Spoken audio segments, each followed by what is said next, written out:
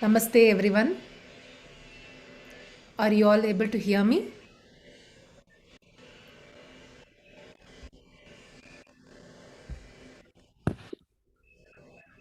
Namaste. Thank you. Thank you so much. We'll all start. Aarti is also here. Okay.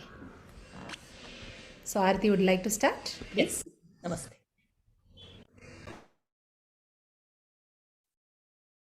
Please take a comfortable seating position. Keep your back, neck, and head comfortably in a straight line.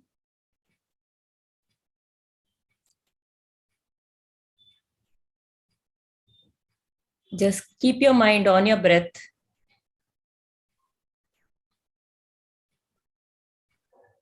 Allow your body to relax. Feel the shoulders relaxing. Feel your chest relaxing with every breath. Your back is relaxed.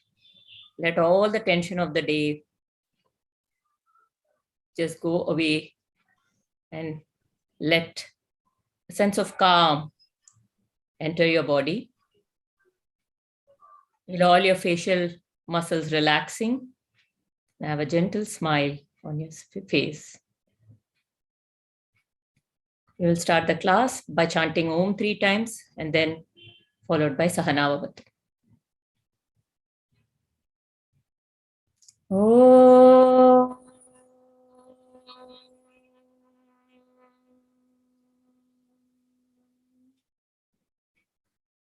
Om.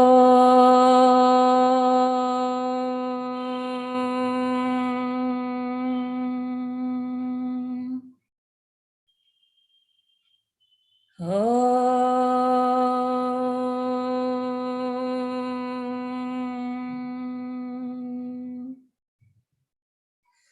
Sahanavavatu.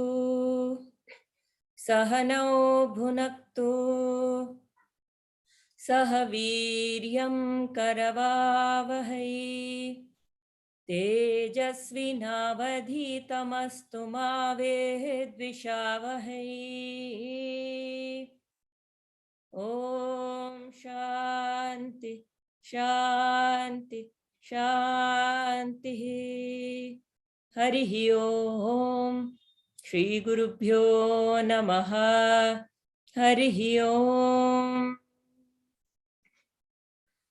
ॐ नमो भगवते वासुदेवाय ॐ नमो भगवते वासुदेवाय ॐ नमो भगवते वासुदेवाय जन्माद्यस्य यतोऽन्वयादितरतः चार्थेष्वभिज्ञं स्वराट् तेने ब्रह्महृदाय आदिकवये मुह्यन्ति यत्सूरयः तेजो वारिमृदां यथा विनिमय यत्र त्रिसर्गो मृषा धाम्ना स्वेन सदा निरस्तकुहकं सत्यं परं धीमहि सच्चिदानन्दरूपाय विश्वोत्पत्त्यादिहेतवे तापत्रयविनाशाय श्रीकृष्णाय वयं नमः नारायणं नमस्कृत्यं नरं चैव नरोत्तमं देवीं सरस्वतीं व्यासं ततो जयमुदीरयेत् ततो जयमुदीरयेत्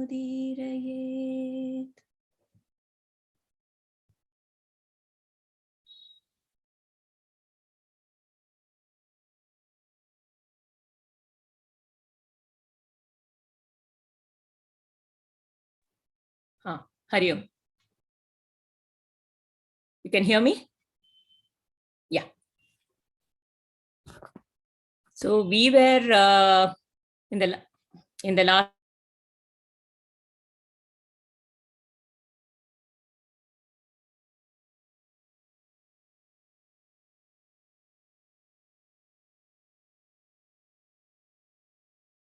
Are you all able to see the screen, Bala?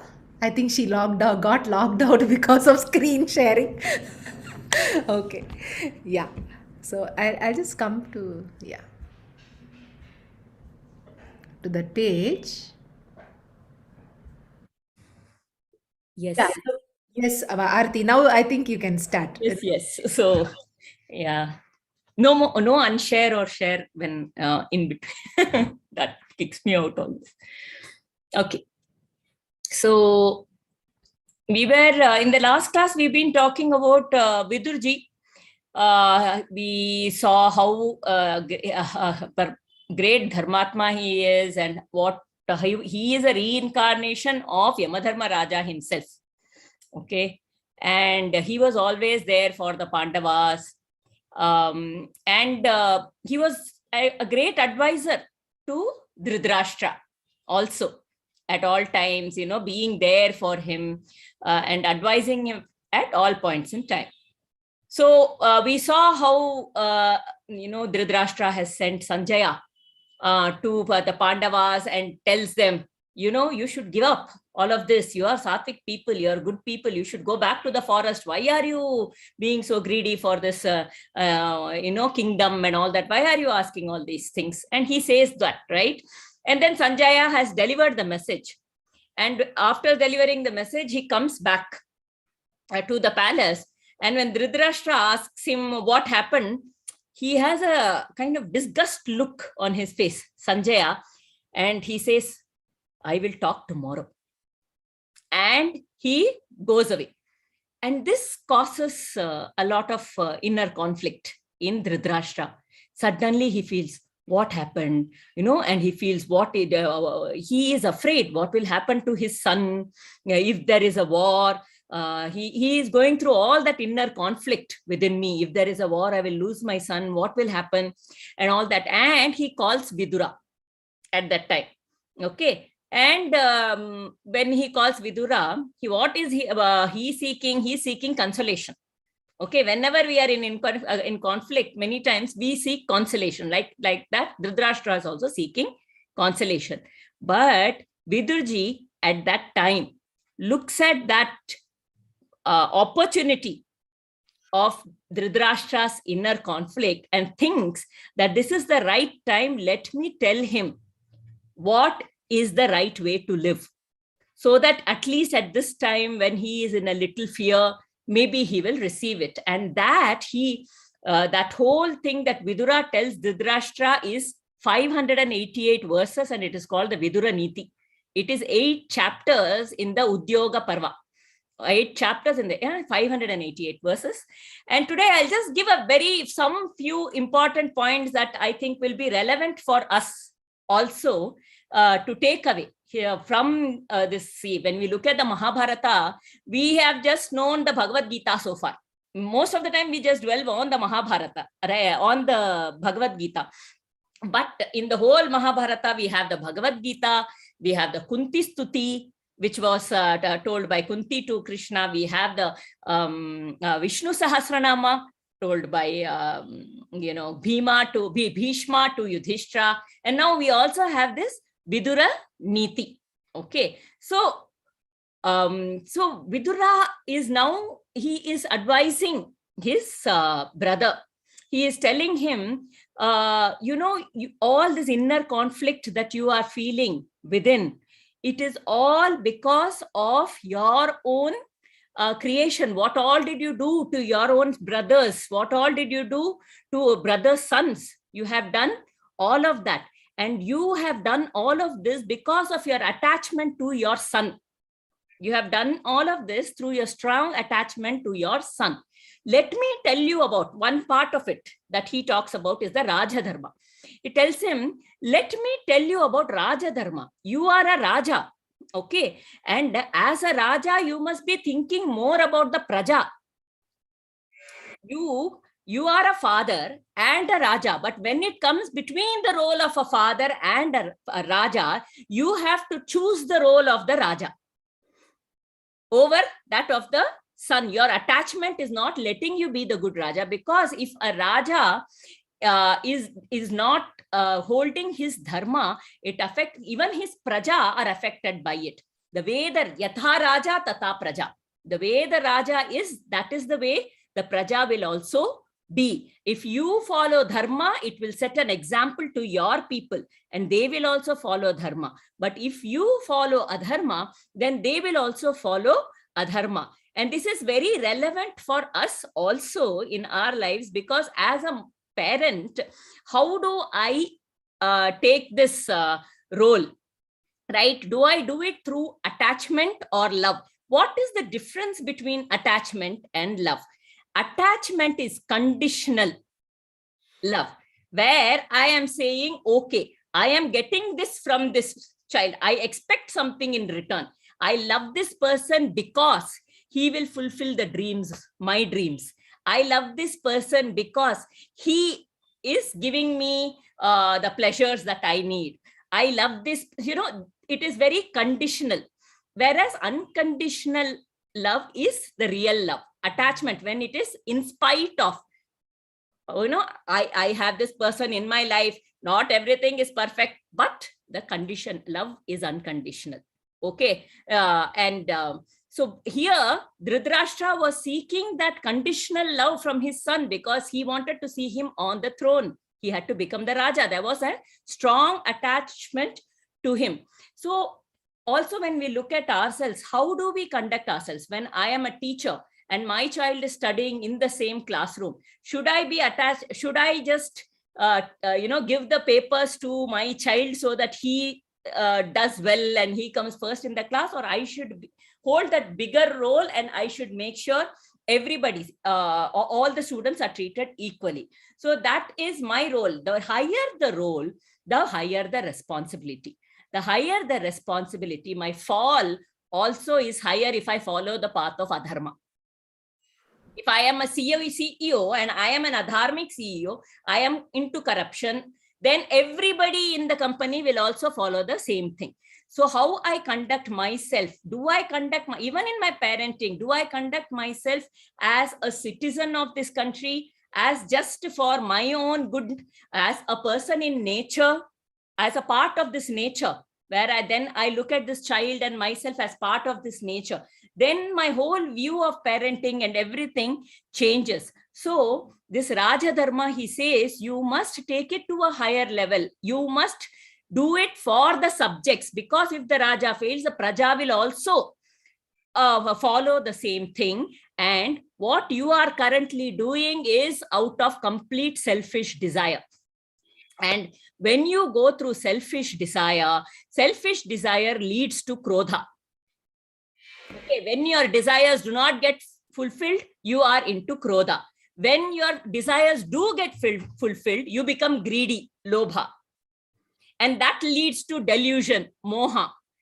And then you become arrogant, mada. And if you don't, then if somebody else is getting something, you are jealous, matsarya. Krodha, lobha, mada, matsarya, and you become, mada is arrogant, you become arrogant. So all of this are a result of selfish desires. And instead of having these desires, whatever you gain, they are all impermanent. There is nothing permanent about this. We are born, we die. We are born, we die. Every day, every time there is birth and death is the only constant.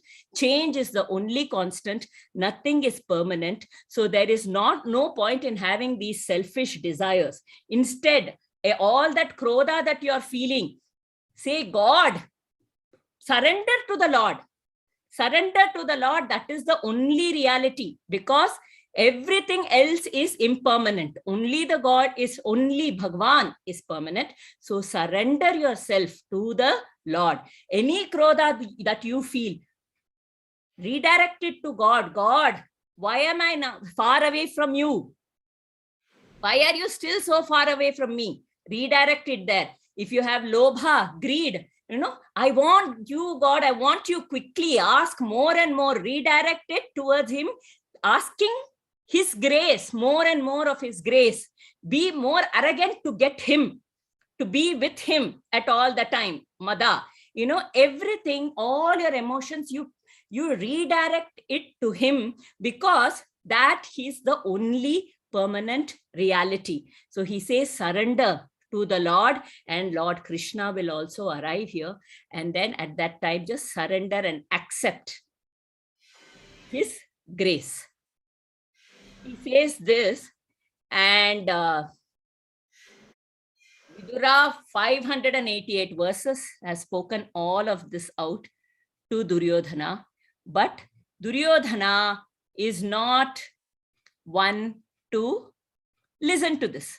For some people, it just doesn't go in. They're so clouded by their own vasanas that it has just not reached him. So then, in a few days, Lord Krishna comes there. Okay, and he proposes. After listening to all of this, is there something to tell? Yes, anybody wants? Just one small thing. When Aarti was talking about, the higher the role, broader the role, or whatever, the higher is the responsibility. Higher is the fall also when we are in the adharmic path, right? So I remembered a beautiful example. I'm not remembering that colonel name. Okay, he was a major army officer. Okay, so he had retired at that time. His son was serving the Air Force. Okay, so his son was, that it crashed in the Pakistan, area. So he was taken captive by the Pakistan military. Okay, and from there they had called this major. Okay, he was retired by them. There they called this major, and because that Pakistan officer, whoever had arrested this son, he knew this major earlier, before India independence. They were together. So this is history, okay, a few years back. So that Pakistan army guy calls up this major to say that your son is under captive. Because I know you personally, I can release your son.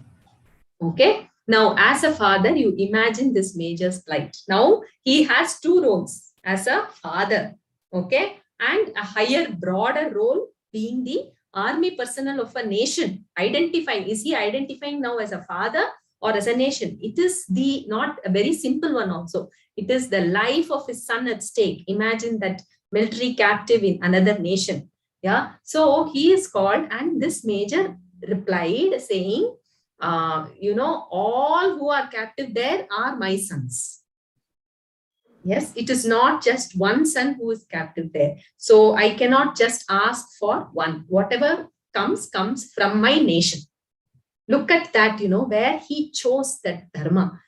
So the higher the responsibility, so he is choosing the role of that major representing his country, the love for his country over love for his. So that is called the sacrifice, we see, right? Automatically, this is sacrifice, because so Vidura is one such dharmatma. I remember that is something amazing. And he did not tell this, it seems. Later, the son shared it. And this somewhere I heard, I'm not remembering. So that is the thing. We need to know that as the roles get broader, being a mother, now just for my children, being a teacher, now I am the mother of all of them, right? So being a leader of one organization, maybe like Sanatana Gurukulam, Yoga Bharati, when it is there, everyone is my children, right? That is how it has to broaden. And, then we are in the dharmic path. That is love. Otherwise, it becomes narrow. Yeah. Again, in Kunti also, again, Kunti, I keep talking about Kunti Stuti. Neha Pasham Imam Chindi. When she tells that, it is absolutely outstanding. That Pasham, the attachment, oh Bhagwan, just sever my tie of affection to my sons and to all the Vrishnis whom I have connected. Because she talks in that verse, like how that attachment sometimes leads to clouding my vision. That is, I won't be able to have your darshanam at all. That because with that attachment, I would be beautifully drowned into the so many other things which would be distracting my mind. So here once more is more and more here Vidura is knowing about the attachment of Dhritarashtra, which is absolutely clouding the vision of Dhritarashtra. And even Dhritarashtra, when Krishna comes, Sri Krishna comes, and then lot of even Krishna comes and tells him, oh Rajan, please, why don't you just, you are the person who can take the decision, can you please stop his son? Even the Vishwarupa of Sri Krishna happens, and Duryodhana gets for a second, he's able to see, but after that, again, the eyes closes. You know, the attachment brings about so many different ways where it can even distract us. So again, I'm coming back to our life where exams are coming, online exams coming. I hear parents telling that, you know what, my son is very weak in this particular language. I'm thinking of sitting with him and giving some lessons by the side. See, and then we say that we want to inculcate moral values to my children when I am only falling down. So this is where more and more, are we also having an aspect of Dhritarashtra there? Are we also having that my son has to pass little bit, or my daughter, for I'm just saying son, my child has to pass, so I will little bit help. So, but showing these small drops in our personality like this is giving example to our children, like a Rajan Tata Praja kind of a thing. Like the parent, the child always absorbs the values of the children. Somehow, either the internal vibration they can absorb, or what we are projecting outwards they absorb. They are watching us. It's like Bhagwan is watching us. The children are constantly watching us. And again, about the unconditional love, today also we were talking about how some animals show unconditional love, absolute unconditional. For example, like a pet, like a dog, the concept of unconditional is what we could learn from them.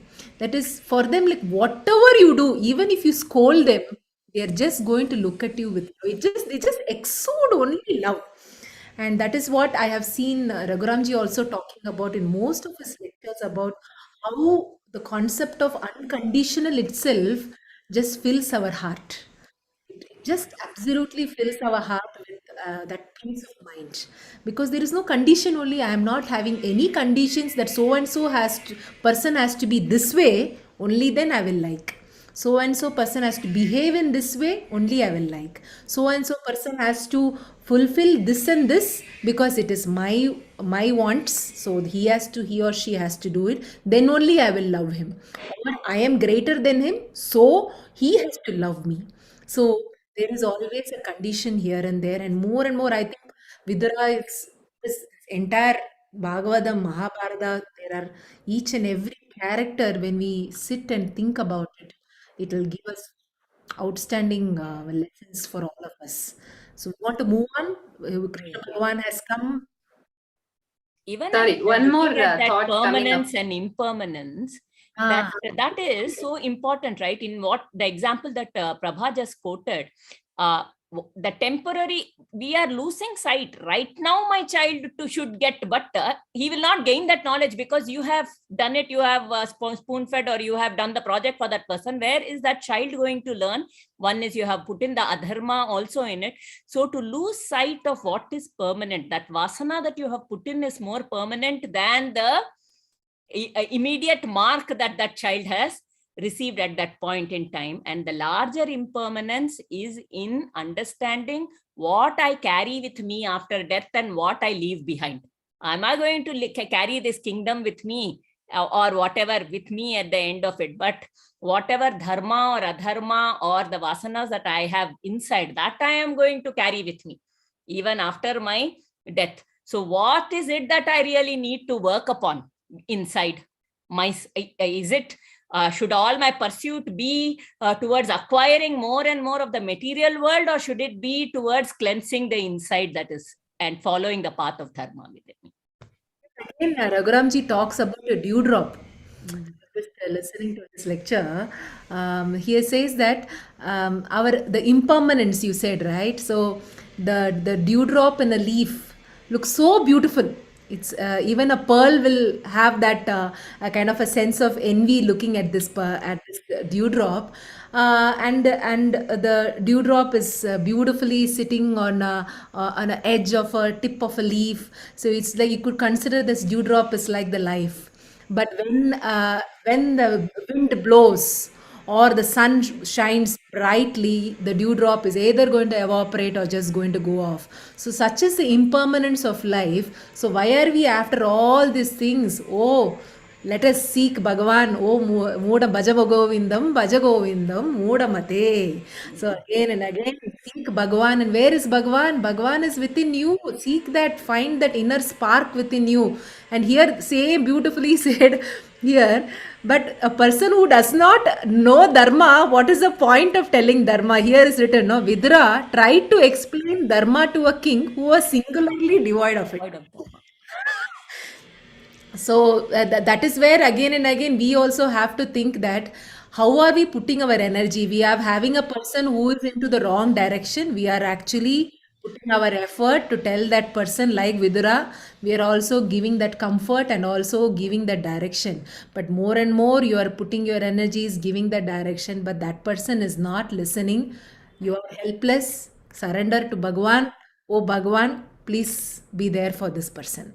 Because what is the point of being worried about that person? That person is going into the muddle, and you get worried. Oh God, he is going to the muddle. What will I do? How can I stop him? How can I stop him? But you can't stop him. Who can stop him? Only Bhagwan. I think every time um, uh, we think that we just surrender. That surrendering again, Raghuramji, I remember again, I bring Raghuramji because whatever I'm speaking is by the grace of his words, is when you surrender out of weakness, then it is not surrender. When you surrender out of strength, it is surrender. That a beggar comes and says, I surrender all my wealth to you, O Bhagavan. Then is that a surrender? But a person who is having all the wealth within him, and then I say surrender. Again, a beautiful example just recently told by Raghuramji is Ramakrishna Paramahamsa was sitting there, and a person came, it seems. Oh, you seem to be such a huge big saint that you have sacrificed everything. Your house, you don't even have a house on your name. You don't even have some anything to call on your own. You don't have a some wealth, investments, nothing. You have sacrificed everything, and you're just sitting here like this. I really in awe of you that you are so but such a big saint. So Ramakrishna Paramahamsa smiled. He said, you know what? You are a much more bigger saint than me. Then this man got confused. How I can be such a big saint? What is Ramakrishna Paramahamsa saying like this? See, for for a thing which is there within me, I have just forsaken all the smaller things in life. And you for you have just forsaken the item within me, and you have taken all those items there, so many items there, something which is so bigger within me, you have forsaken all that. So you have forsaken a bigger thing. You are a better tyagi than me. So that is again Raghuramji was saying that what are we sacrificing, what are we surrendering? Each and every time if we think and understand, it will really help us. These lessons of Bhagavatam every week we are also doing it. Each time we go back and sit and introspect, what am I going to be doing, what am I doing, it really helps. So shall we move on? Yeah, I mean, just surrendering from weakness comes because of fear. Yeah, mostly it is to protect my own whatever. But complete surrender to Bhagwan is fearless and it expands. It is like really, I know I am not the doer. It is, that higher force, which is, we are surrendering to that higher force. Yeah, you continue. I just thought, remembered that. Want to somebody add something? Yeah. So, right there it says, in your old age, sorry, one second. In a few days later, Krishna came to Hastina. In the council hall, He spoke to the king and to Duryodhana about their unjust behavior. Elders like Bhishma and Drona tried in vain to plead the cause of the Pandavas. Then Vidura spoke. Vidura said, "My dear brother, evidently you do not seem to realize the grave danger that awaits you and your sons. It's obvious that you have, in your foolishness, forgotten the dreadful oath of Bhima. Bhima with his brothers is hissing like a huge python, ready to swallow your sons. Please return the kingdom to Yudhishthira. This Krishna, who is the Lord in human form, has declared that Pandavas are dear to him. The gods, therefore, will side only with the Pandavas. Can you not see that Lakshmi, the goddess of wealth, will favor only the side where the Lord is present? All your past sins have taken a form, and that is your son Duryodhana. The wise say that one can be abandoned for the honor of the family for the sake of the village for the sake of the community, and the earth itself should be abandoned to save one's soul. Please abandon this Duryodhana. Abandon this Duryodhana. Listen to my advice. I am saying what is good for you." There was a moment of silence when he said this. Just a moment. Duryodhana then descended from his seat, and with him walked Radheya, Dushashana, and Shakuni. Duryodhana came and stood very near his uncle. His eyes were red and his lips were throbbing with anger. He would not even talk to Vidura directly. He said, "Who allowed this low-born man into this council hall? He is a traitor. He has been eating the salt of my father, the king, and shamelessly he is siding with our enemies. It is our wish that he should leave this city. We do not want him here. Since he is the brother of our revered father, he can escape alive." Vidura looked at everyone and at his brother. No one spoke a word. Vidura's face was bland and calm. Only a slight sneer could be discerned on his lips. He thought of the Lord, and his mind was freed of all delusion of attachment, pain, sorrow. He took up his mighty bow and placed it on the doorstep of the great hall, as if to say, "With this bow, I am laying down on this doorstep the Maya which was clouding my vision, the affection I had for my brother and his sons, the affection which was blinding me to their real nature. It was this Maya which had been tying me to this place all these years, and now I am able to shed it." Wow. It's like a skin of a snake being shed. So beautiful. Suddenly, Arti, yeah. What I liked here, one point was when somebody is insulting. Are you all able to hear me? Bala? Okay. Yes, yes. Yeah. When somebody is insulting, it's not very easy to take it. But here you see at one point, Vidura just no he didn't speak a word. His face was bland and calm. Then he thought of the Lord, and his mind was freed of all delusion of attachment, pain, and sorrow. Here is where he took a step back. He just paused. That pausing factor made him not to react and speak, "How dare you, Duryodhana," or move into some other way of reaction. He just stepped back, closed his eyes, took breaths, thought about Bhagavan, and immediately that mind was freed. I think that itself need to be underlined. That mind was freed. Most of the time it is bound, because it is not easy to hear insults, right? Somebody slaps, you feel like really doing a slap. I'm saying either slapping in the form of a words or slapping in the form of an action. But you want every action, there is a reaction. There is a reaction wanting to be done, or there is, if you're not able to react outwardly because of particular things, there is lot of turmoil inwards, that, "Oh, I should have spoken that way. I wish I had the strength to speak this and this and this and this dialogue." I remember when I was a child, when someone used to come and speak some things to my mother, and I was a very, very shy and introverted child.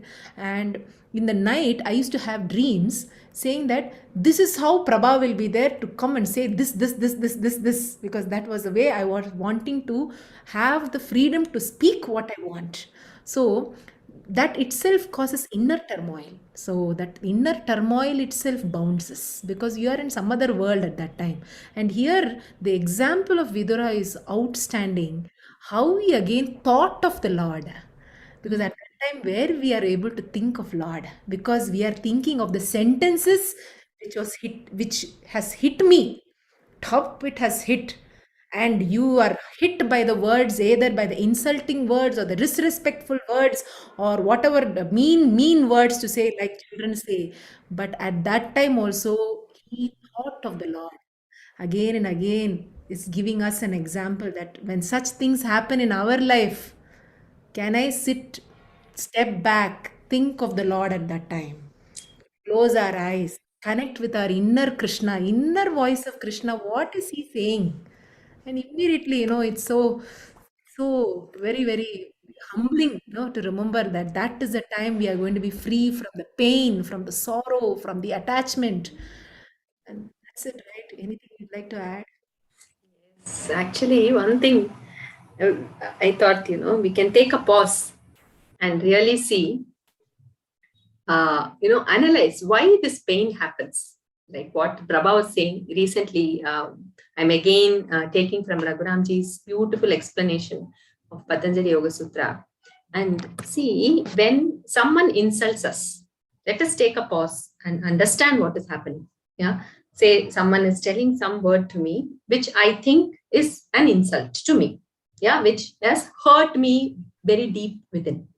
So what is that? Is it that word that is causing? Actually, no, right?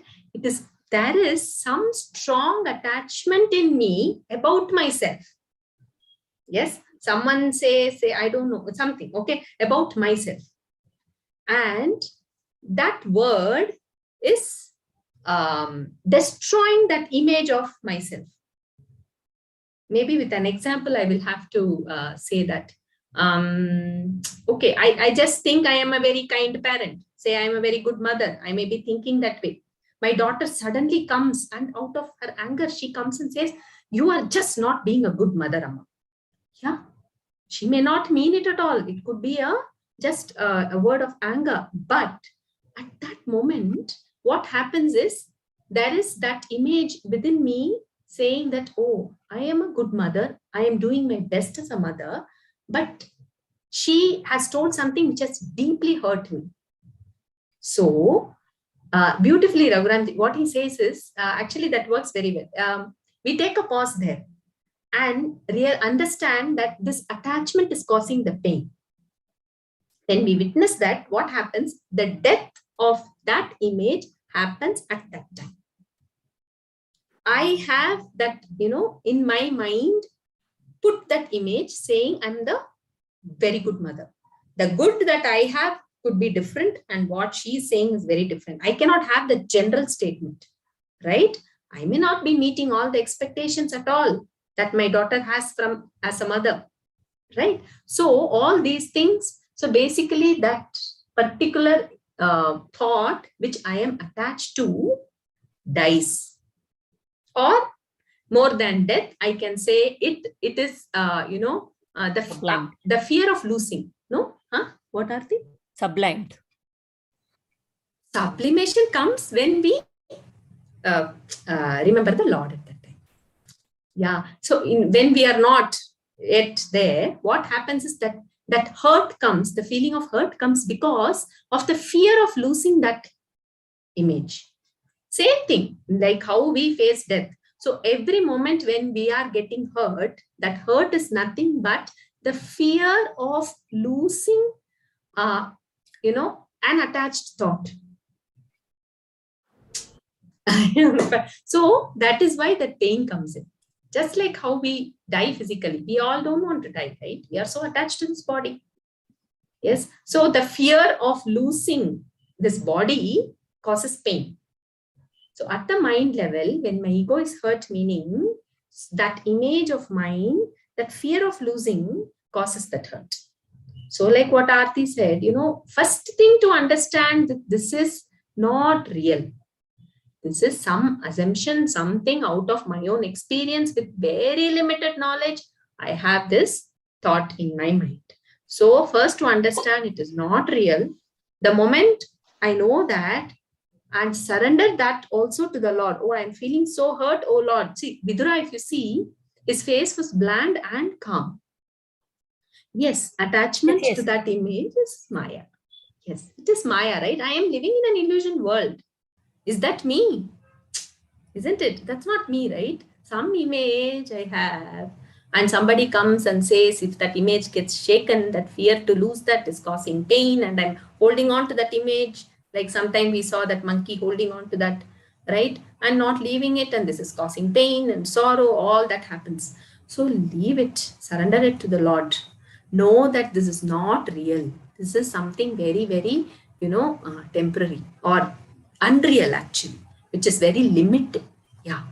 Then surrendering to the Lord gives us that, like Vidura.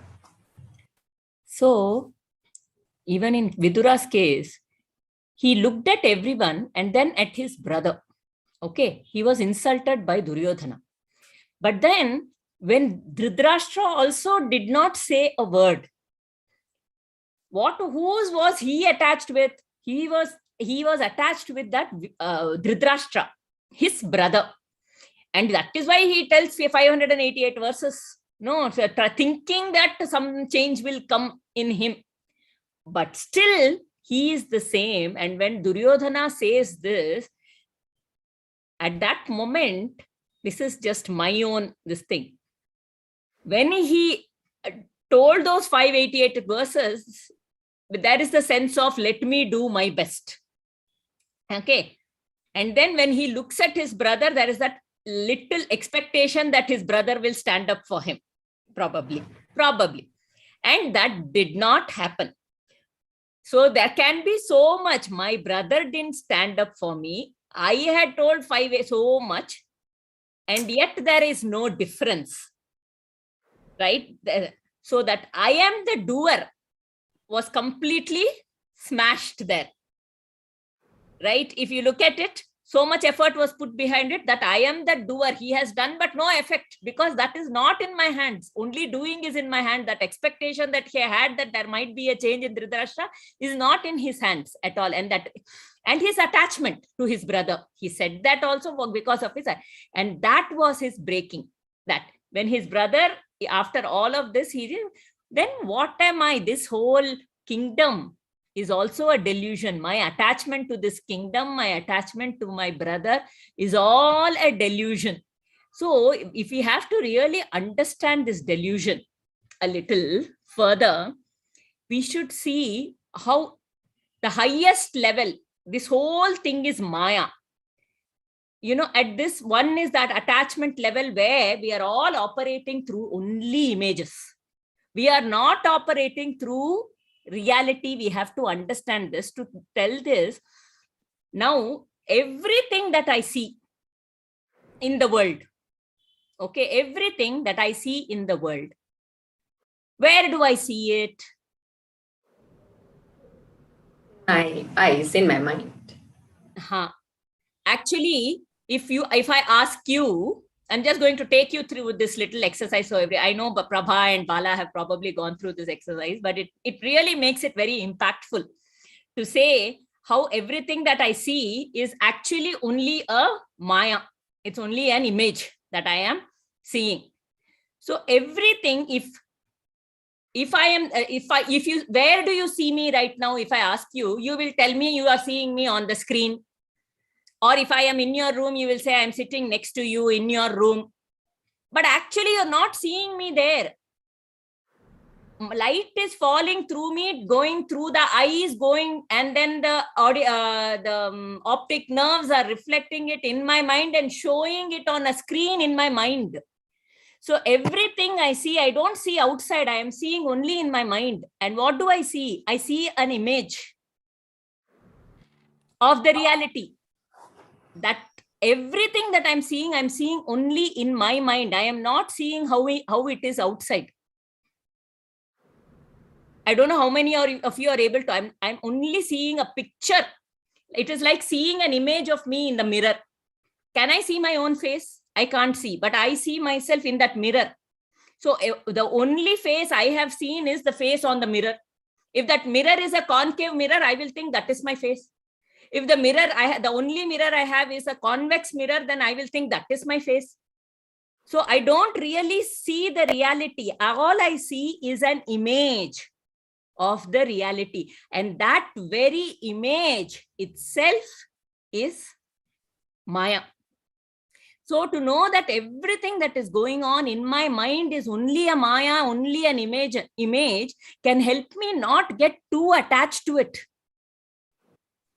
We are not seeing things as it is at all. Even my sense organs cannot see it as it is, because they are made like that. The image that I am seeing, a human being is seeing, is going to be very different from an image that a tiger in a forest is going to be seeing. So is that one's image correct or my image correct? I am talking about a physical layer. Even at this level, what the image that the tiger is seeing, it's going to see one 3D, different, hazy, blurred kind of vision. And I am going to be seeing something I am seeing it this way. To me, this is the reality. To the tiger, that is the reality. But what is the actual reality? It is something very different. So everything that I am, this is like the rope and the snake, exactly. I see a rope and I think it is a snake. And that creates fear in me, that creates so much delusion in me, and so many things happen. Everything that I see at this level and at my mind level.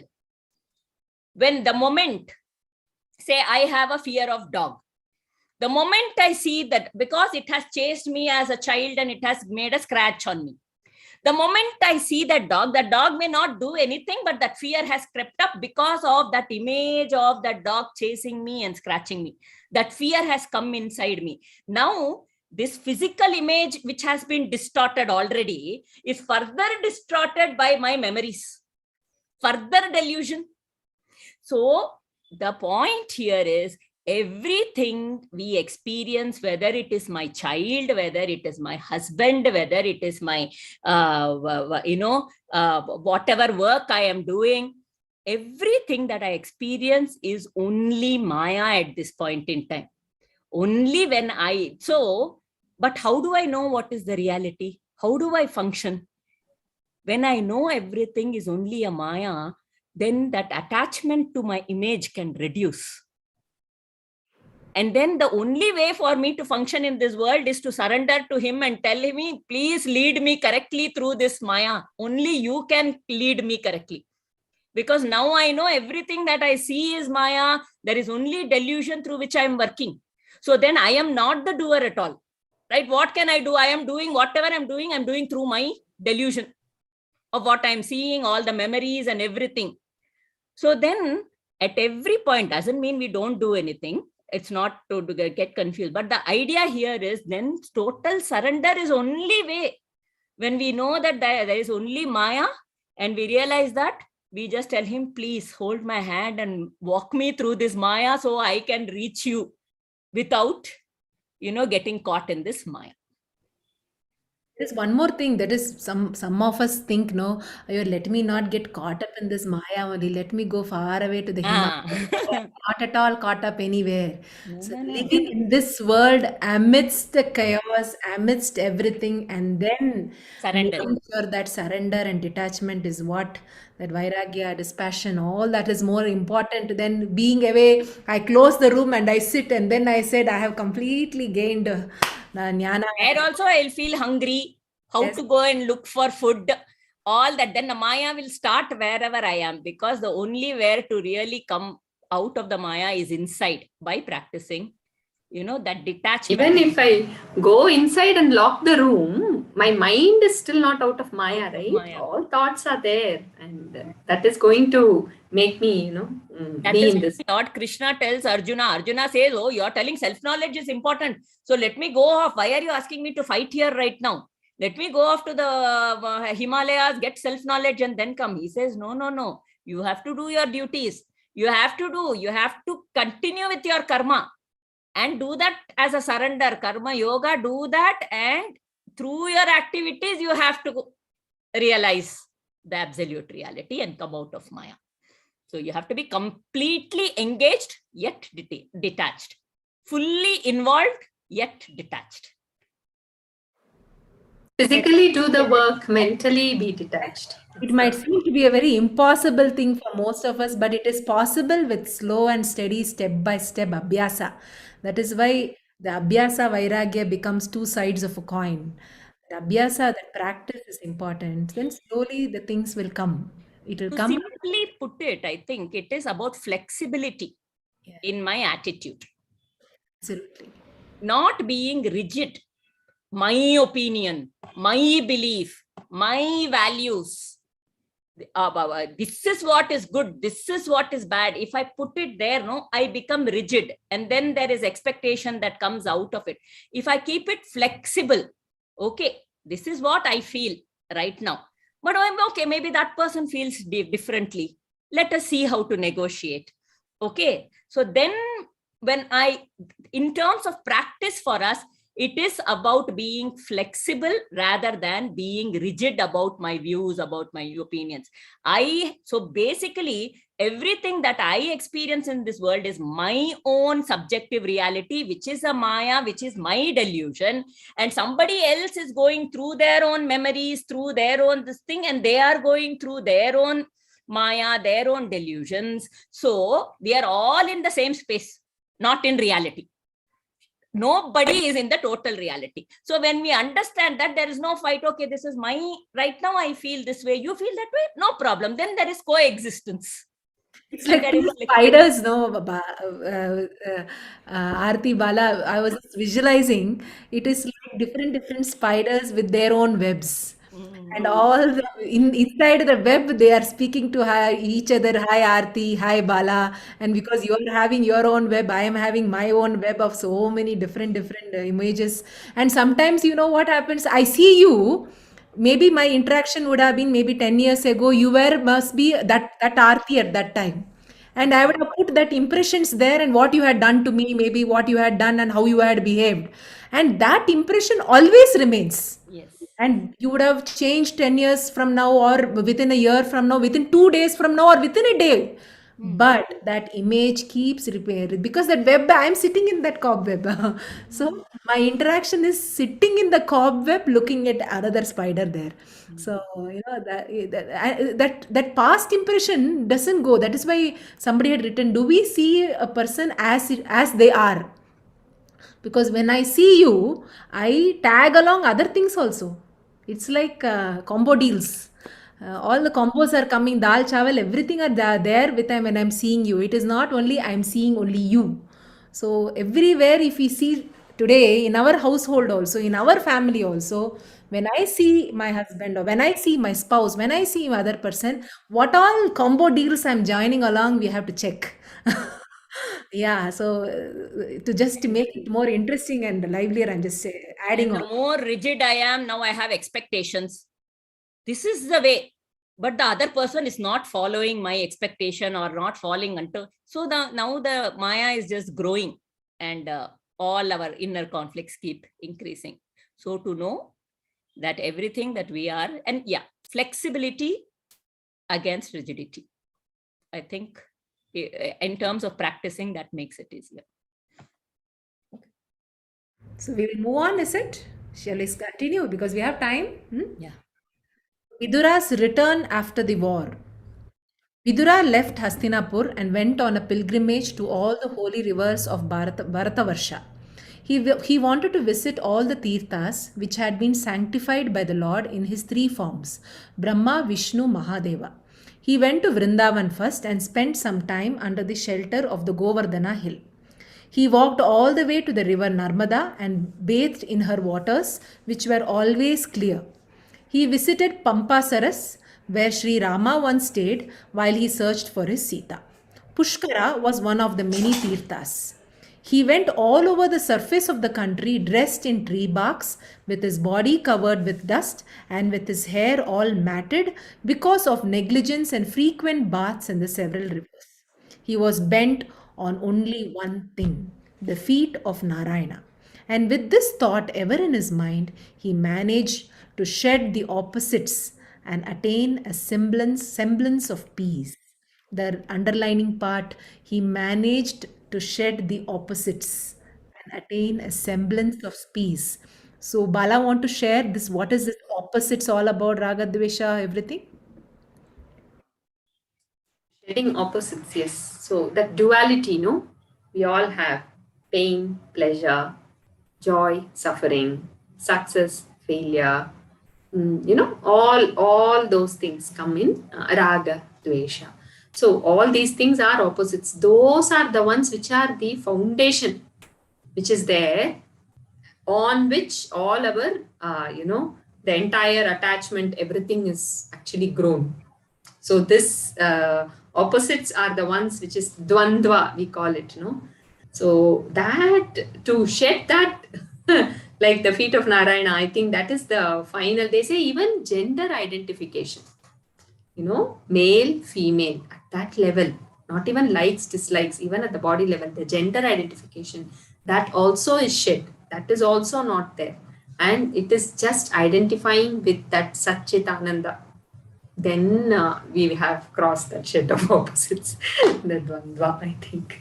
Seems huge. When we go for homeopathy medication, if anybody has gone, there'll be one very big list. They will ask, do you like hot food, cold food? Do you like, hot weather, cold weather?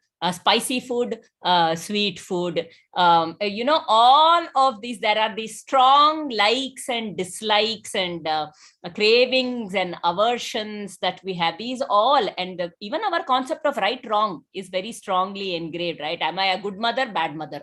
All these comes as dwandhvas, no? So if you list out that we are all caught in our own one aspect, like, dislike. All of these are creating our character now, our individuality. But what our scriptures say is being equanimous to everything.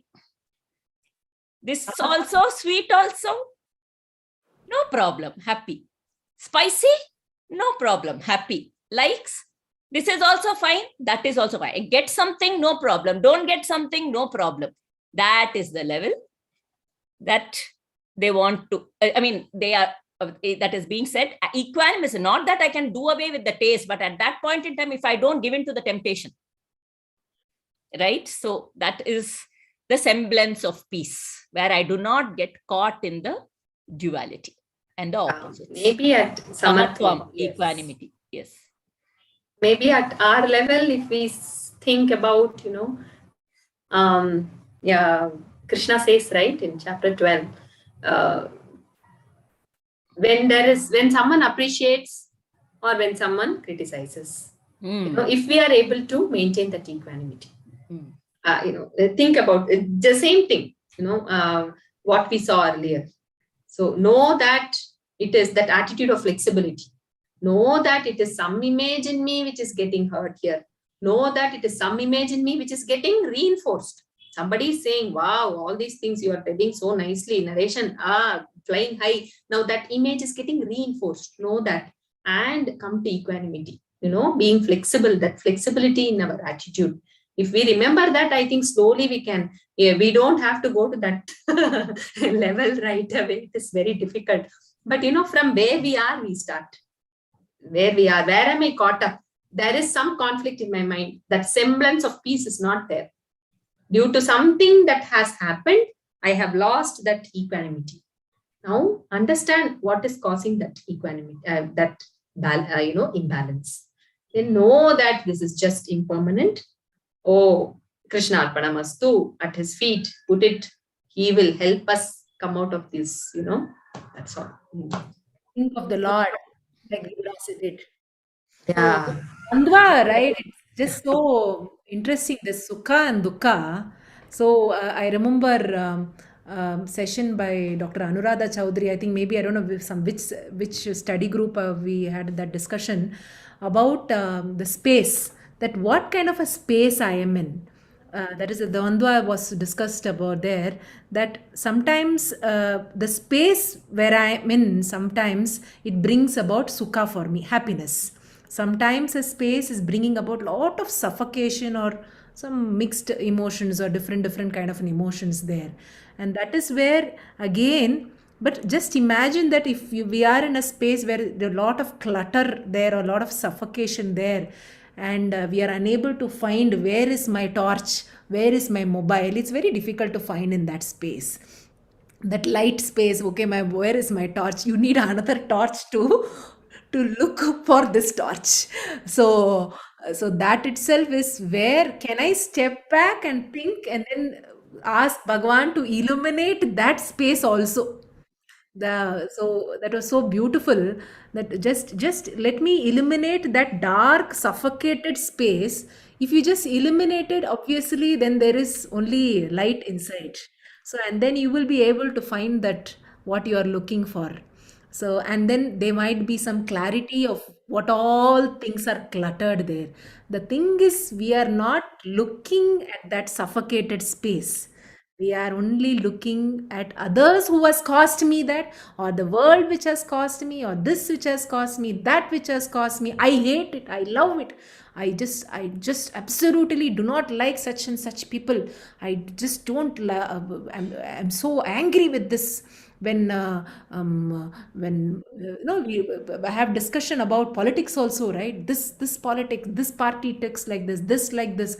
So that itself, you could see people getting so agitated. There is so much of agitation, suffocation, what all things are there. And but that is what she was talking about. How is my space? Always think, what is my space? Is my space there, here? What is there? Can I illuminate that space? Sit, illuminate it, put some light there in that space. Can I declutter that place, put things properly, throw off what is required, put beautiful things there. That's why the satsanga comes very, very well. So that shedding the opposites, it's not very easy, but more and more, maybe it's like an assignment to all of us. Can we sit today or this week, sit and write all the things which we like, we seem to be loving. We have this children, they say, no, I hate it, I love it. They have these two, either only these two things they love. They love pizza. I hate amma. I hate, children's. I hate this, like that.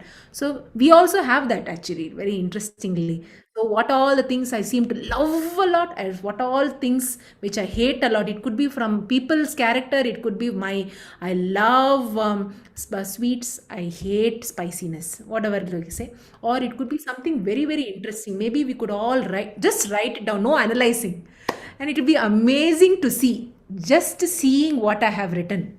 That will be a very, very beautiful assignment. I think I remember doing that, and I was shocked by the way I have written what all things I don't like. No, I already know many things what I like, but what all things I don't like, some person doing this, it actually brings about a lot of agitations because I don't like it, because it is not what I want. So I just don't like it. It brings a lot of disturbance. So that is where again and again that manage to shed the opposite to get that peace of mind. It's a beautiful journey, I think. But if we all do that assignment, maybe it'll be nice. Somebody was asking me, Prabha, why you're not giving assignment? So this is an assignment for all. So if people are wanting to do that for your journey, it will be wonderful. And share your insights. It will be motivating for others.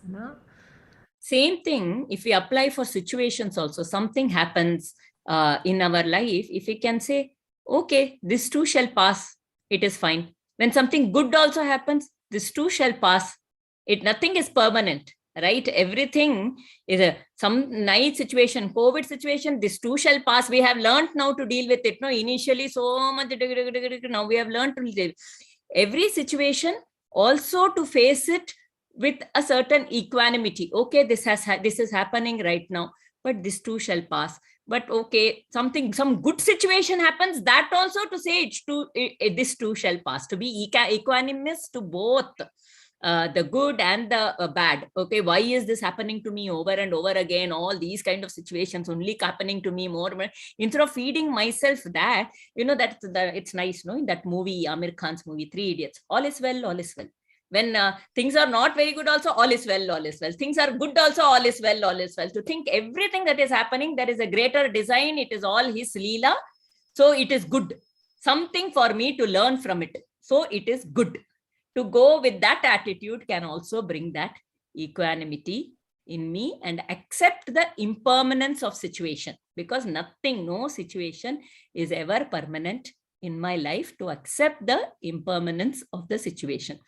Punarapi jananam, punarapi maranam, punarapi janani jatare shayanam.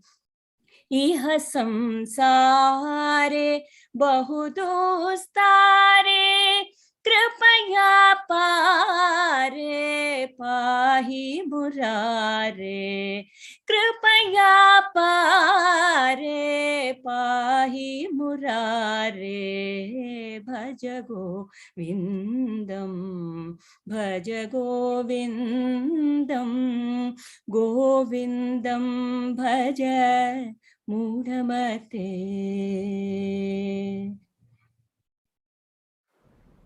Beautiful. So Bhaja Govindam is the Only mantra. I am remembering Sumitra Mata. In Ramayana, we all know, we all say, yes, Sri Rama was equanimous when he was asked to,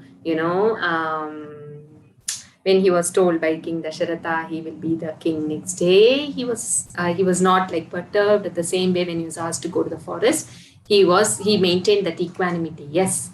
So, but even, Sumitra, if you see, what a great, I'm able to relate to her more because Rama is Bhagwan. Okay. But Sumitra Mata, she was holding on to Bhagwan. She was one of the few rare souls who knew Rama was, an avatar of Bhagwan. And she, even in that, that night when the palace was completely perturbed, Dasharatha was disturbed. We don't have to talk about Kaikeyi. Kaushalya Mata, because she's losing her son, to the forest, she is also completely disturbed. But there was this one soul, Sumitra, who was there with that semblance of peace. Where did she get that from? That spiritual strength, that strength from Bhagwan.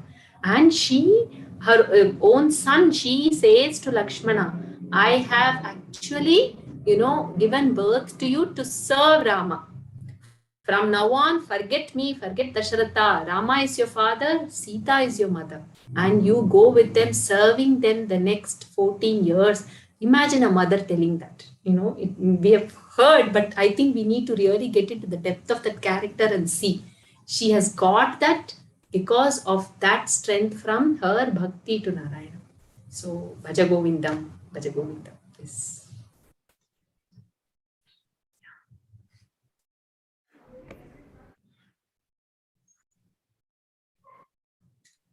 That is all. Sit comfortably, close our eyes.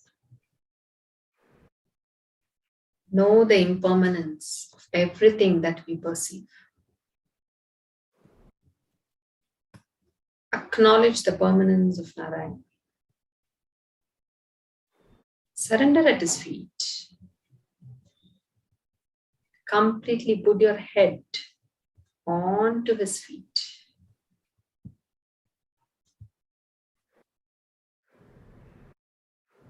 He will swim us across the smile.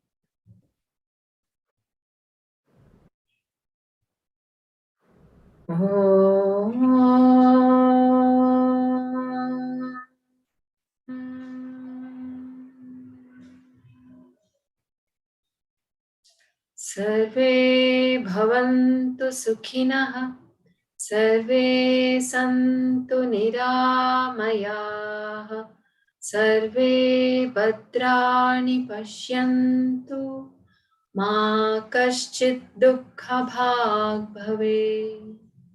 Om Shanti Shanti Shanti. Hari Om.